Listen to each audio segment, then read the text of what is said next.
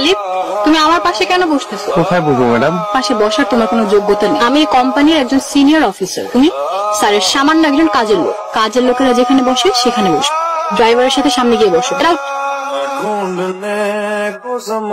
ভেতরে কি হচ্ছে? ভিতরে মিটিং চলতেছে। যদি চান তাহলে ভিতরে দেখতে পারেন। উত্তরণের জন্য আমাদের এখন বিভিন্ন পদ্ধতি গ্রহণ করতে হবে। আমি একটা মিটিং এর আগে জি কি খেয়ে দিয়ে কোনো কাজ নেই না? আপনাকে নিয়ে চিড়িয়াখানা, শিশু পার্ক ঘুরে বেড়াতে যদি আপনি ফিরে না আসেন, তারপর আমি কি রেস্টুরেন্টে থালা বাসন? আরে সামান্য একজন অ্যাটেন্ডেন্ট, কাজের লোক বলা যেতে। খালিদ যদি মিস্টার আহমেদ হয় তাহলে সে নিজের পরিচয় কেন গোপন করলো? খালিদ কি কোনো খেলা খেলছে আমার সাথে? আমাকে কি চাকরি থেকে বের করে দিতে? অতীতের অপমানের বদলা নিয়ে হয় আমি তো আমার পরিবার নিয়ে ভীষণ বিপদে পড়ে যাব। তুমি রক্ষা করো আমাকে। বছর 2 হলো স্ট্রোক করেছি।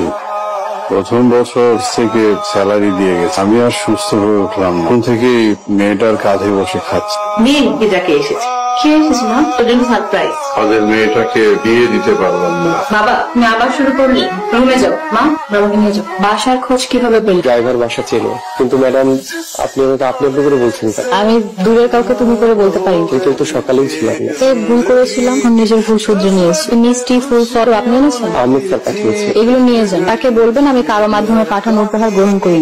সকালে অফিসে দেখা হবে। আমি আপনাকে আপনি করে বলতে পারছি। সমস্যা নেই, তুমি করে বলো। তুমি আমাকে নাম ধরে ডাকবা না, ম্যাম বা ম্যাডাম বলবে। ওকে, রাখো। হ্যাঁ, আসি। একটা মানুষ টোটালি অহংকার সাদামাটা হয় কিভাবে? এই মানুষটা চাইলেই পূর্বের অপমানের চরম প্রতিশোধ প্রথম দেখাতেই নিতে পারতো। সেই মানুষটা একবার কিভাবে করতে পারে? তবে কি এটাই ইসলামের শিক্ষা? তবে কি মিম সব জেনে গেছে?